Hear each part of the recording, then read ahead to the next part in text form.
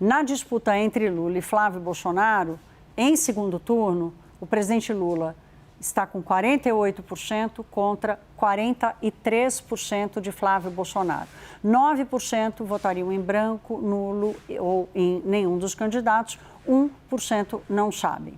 Agora vamos dar uma olhada, vamos saber aqui, trazer para vocês um eventual cenário. Vamos dar uma olhada, é cacuete já, né, de tanto da pesquisa, mas a gente está aqui compilando os números para vocês para trazer, mas é importante já trazer informação.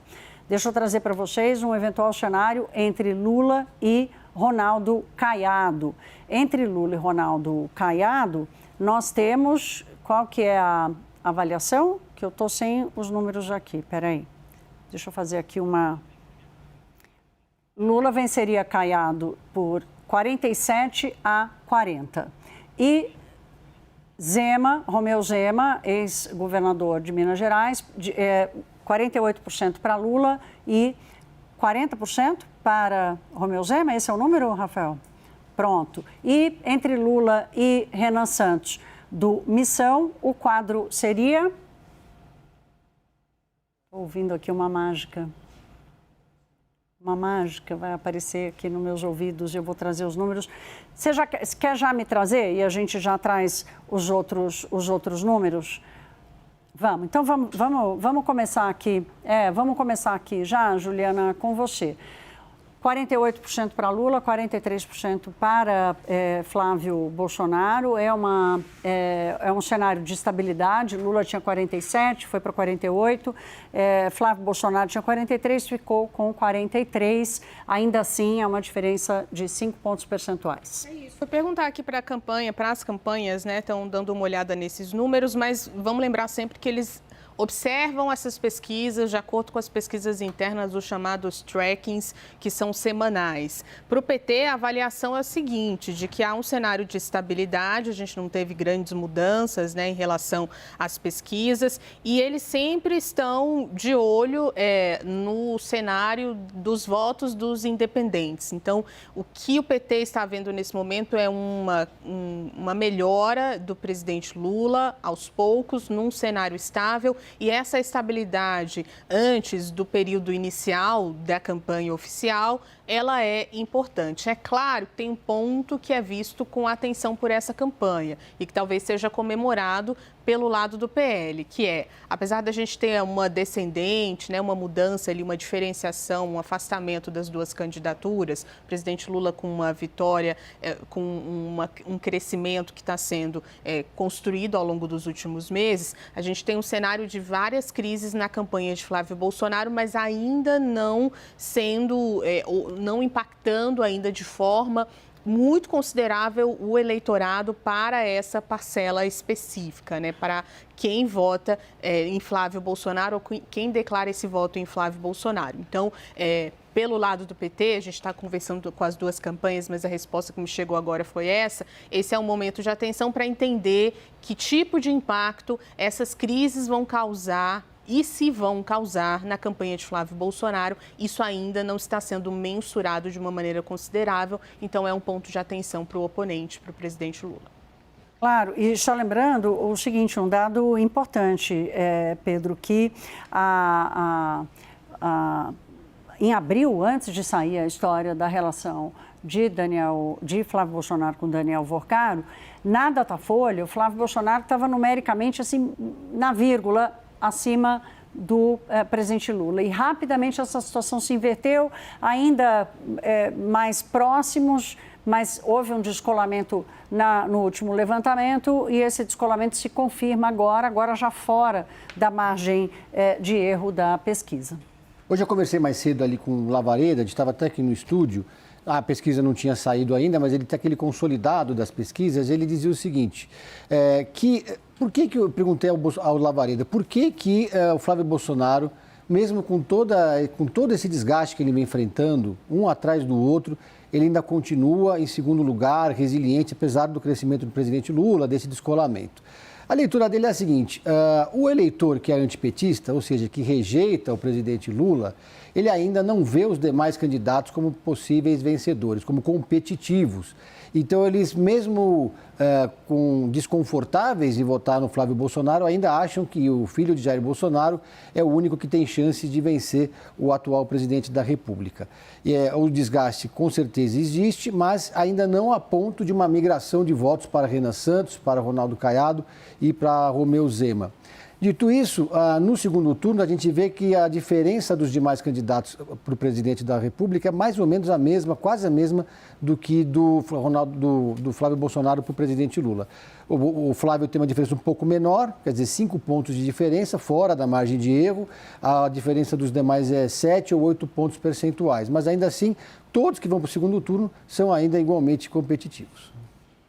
A gente vai trazer agora os dados de rejeição aos candidatos aqui, também divulgados pelo Datafolha agora. E antes eu quero trazer aqui, Rafael, antes de eu dar o dado de rejeição, eu quero trazer aqui os dados da pesquisa Datafolha. Ela ouviu 2.004 entrevistados entre os dias 22 e 24 de julho, margem de erro de 2 pontos percentuais para mais ou para menos, com nível de confiança de 95%, a pesquisa registrada no Tribunal Superior Eleitoral. Juliana, enquanto eu busco aqui os dados de rejeição, esse é outro ponto que as duas campanhas prestam bastante atenção, né? Porque há uma máxima nas eleições e cada país, cada sistema eleitoral tem ali a sua estatística que se repete ao longo da história. Mas no caso do Brasil, um incumbente que não tenha uma aprovação acima de 40% é o teto, né? O teto não, é o piso.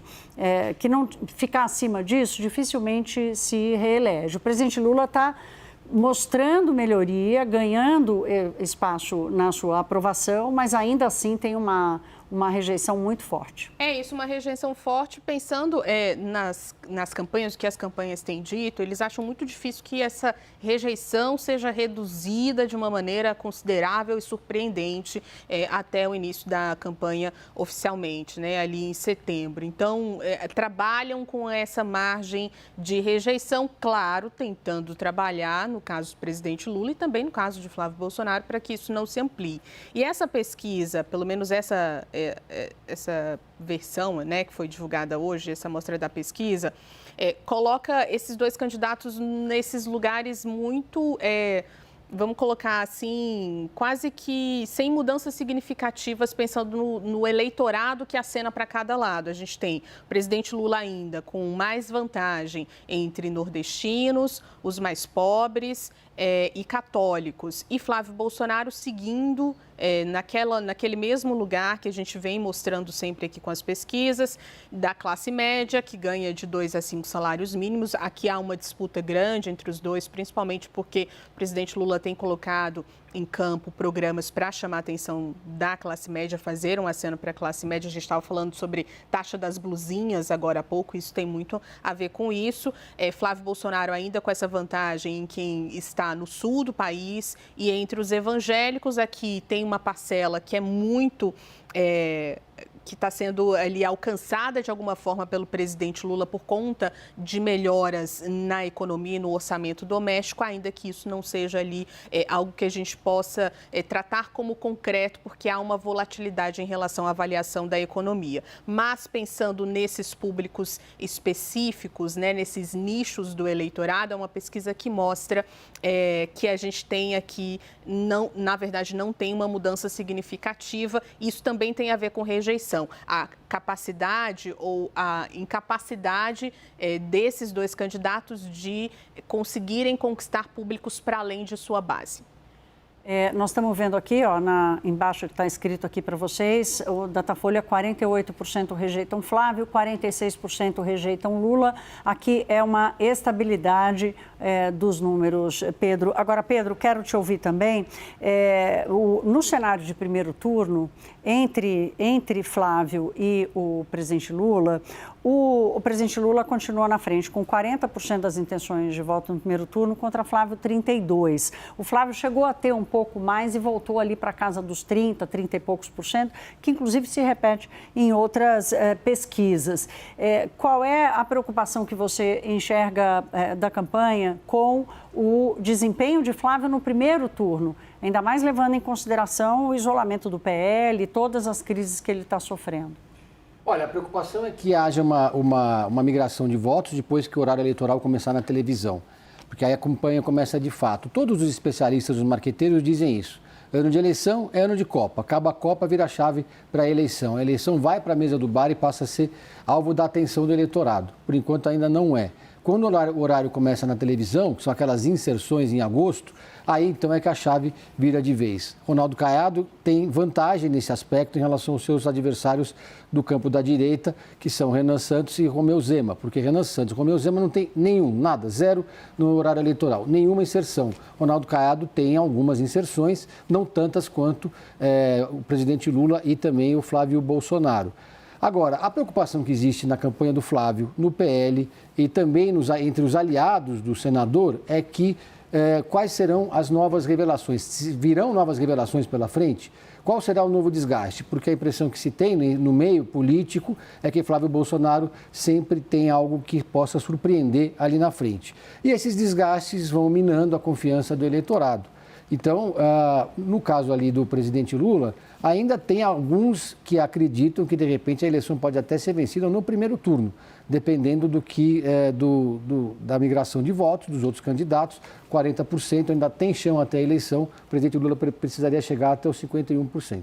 Vou fazer só um adendo rápido aqui, Thaís, porque essa é uma pesquisa que mostra essa estabilidade. Talvez a próxima versão seja mais importante, porque essa especificamente não captou os efeitos do tarifaço, né? A gente teve um segundo tarifaço e teve agora essa sobretaxa por conta do trabalho forçado. O que a gente viu acontecer nessa semana ao longo das aplicações, das confirmações do governo brasileiro, do governo americano sobre essas taxas? O governo se posicionar e recuperar aquele mote que foi, não era nem campanha, mas era um mote do ano passado, que era a soberania, a defesa da soberania, abrindo espaço para esse embate novamente com o bolsonarismo por conta da relação com os Estados Unidos. Então, talvez a gente veja na próxima versão dessa mesma pesquisa esse impacto especificamente, e é isso que chama a atenção das duas campanhas. Se a recuperação desse mote vai ter esse mesmo efeito do que aconteceu no ano passado, de alavancar de alguma forma a popularidade ou a avaliação positiva do presidente Lula, e se vai ter um efeito negativo pensando no posicionamento e na posição de Flávio Bolsonaro, que é quem está sendo colocado pelo adversário, o presidente Lula, como quem estaria por trás das sanções aqui ao Brasil e de toda a articulação com o governo americano por conta agora das tarifas. Então, se a gente puder projetar algo de importante que ainda não foi captado por essa pesquisa, esse é o ponto essencial. O governo recuperando esse mote como se fosse a primeira bandeira da campanha, o início, o pontapé da campanha, e a gente precisa entender exatamente quais serão os efeitos disso. Se vai ter o mesmo efeito ou se no ano passado o governo chegou ali no teto do efeito positivo e isso de fato não vai ter tanto impacto positivo assim para a avaliação do governo. Eu estou com um dado aqui da aprovação do trabalho do presidente Lula e pela primeira vez em muitos meses, agora em 2026, numericamente, a aprovação superou a reprovação, 49 contra 48. A diferença de pontos entre a reprovação e a aprovação, que era o cenário anterior, na verdade eles já estavam empatados e agora desempata, tudo dentro da margem de erro, mas numericamente o governo passa a ter 49% de aprovação versus 48% de reprovação. Então, quando a gente olha para o começo, mesmo para o final de 2025 e começo de 2026, a oscilação era mais para a desaprovação estar em primeiro lugar. Então, a pesquisa está revelando aqui, como chamou a atenção a Juliana, uma estabilidade, e as campanhas precisam medir se estabilidade, se um empate é um bom resultado, sabe, daquele tipo. Será que um empate é um bom resultado? Porque isso pode significar duas coisas. Primeiro, Flávio Bolsonaro chegou no piso, a gente já teve essa discussão aqui no Hora H, Pedro. Flávio Bolsonaro chegou no piso, Lula chegou no teto das intenções de votos. Qual é a expectativa para que esse cenário... Tá bom, eu já cheguei no piso, agora eu tenho que subir, eu já cheguei no teto, agora eu não posso cair. Olha, no caso do presidente Lula, o cenário é diferente porque ele está sozinho, hegemônico no campo da esquerda. Não tem uma Simone Tebet, não tem um Ciro Gomes, não tem nenhuma candidatura do PSOL, como já aconteceu em outras... Não é do governo, desculpa, é do trabalho do Lula. Do trabalho do Lula, é. Tá. Mas aí no caso do possibilidade de crescimento. Então, no caso do Flávio, ele tem adversários no campo dele que podem drenar parte desses votos. Agora, se a gente olhar para as pesquisas de intenção de voto em agosto, setembro, julho de 2022, qual que era o cenário? Era uma vantagem bastante tranquila do presidente Lula, então, na oposição. Jair Bolsonaro, então, no governo, atrás do presidente Lula, muito fora da margem de erro, e a desaprovação do então presidente Jair Bolsonaro muito maior do que a aprovação. Quando a campanha começa de fato, o Jair Bolsonaro começa então a crescer, impulsionado pelo antipetismo e, consequentemente, a aprovação do governo também vai crescendo. Então, a aprovação ela vai sendo, cresce junto com a intenção de voto, ou pelo menos a manutenção dela, que é feita até pela questão do horário eleitoral. Então, muita coisa vai mudar ainda na aprovação do governo e também na questão das intenções de voto, quando o horário eleitoral começar para valer. Esse ponto também é colocado aqui pelos integrantes do governo como ponto de atenção, porque a pesquisa capta a avaliação do presidente no defeso eleitoral, que é quando não se há essa publicidade, né? O governo não pode fazer essa publicidade em rádio e televisão. Não pode estar fazendo mais ou menos, mas oficialmente não pode fazer, e aí a oposição ganha um espaço maior naturalmente, né, em qualquer campanha, para fazer uma pressão maior contra o governo. Então, para eles, né, para o governo, estamos colocando aqui o posicionamento do que a campanha está vendo, é interessante captar como essa avaliação ela permanece ou não, oscila ou não, durante esse período de defesa eleitoral, porque isso, no entendimento de quem está ali articulando a campanha, mostra como também o governo pode ser avaliado no início da campanha oficial. E aí, no início da campanha oficial, a gente tem a abertura de rádio e televisão para a publicidade, né, para a campanha oficial. Então, em termos de comunicação, é também uma pesquisa importante, pensando, né, no que está articulando aqui o governo para essa campanha eleitoral, porque é um período de não publicidade. Agora, e você tem muito bom esse ponto, Juliana, porque assim, a oportunidade que o Flávio Bolsonaro teria para falar, já que Lula não pode, ele está falando para se defender, que é aquilo que a gente vem chamando a atenção aqui, de como ele está num modo defensivo e todo dia está aparecendo uma coisa, chega Michele Bolsonaro de volta, que você chamou ali de boia de salvação, Pedro, mas o Flávio Bolsonaro, quando será que ele vai conseguir? Amanhã, por exemplo, a convenção, o lançamento da candidatura dele. Amanhã pode ser um momento em que ele vai conseguir se defender menos? Pode ser uma convenção que seja mais marcada pelas ausências do que pelas presenças. Claro, tem a presença do Javier Milei, que vai ser a grande estrela do evento, mas não vai ter a presença de nenhuma liderança, de nenhum dirigente de partidos do Centrão. Isso chama atenção. A ausência de Michele Bolsonaro, mesmo que ela grave um vídeo, também é outra ausência que mostra o tamanho da crise que a campanha enfrenta nesse momento. Eles vão tentar encher ali aquele espaço de eventos que é ali no estádio do Pacaembu, mostrar que ele tem força política, fazer essa mobilização, mas a força política também se mede quando você observa os personagens que estão em cima do palco. E esses personagens não são aqueles que representam o mundo político nesse momento. E essa é uma sinalização importante que mostra o desgaste do Flávio, porque o Centrão é movido por expectativa de poder. E nesse momento o Flávio já não transmite essa expectativa que transmitia lá atrás. Por isso que é cada vez mais remota a possibilidade de uma aliança com Podemos. O PP já disse que não vai se aliar com o Flávio Bolsonaro. E o Republicanos ainda não formalizou, mas também vai seguindo por esse caminho.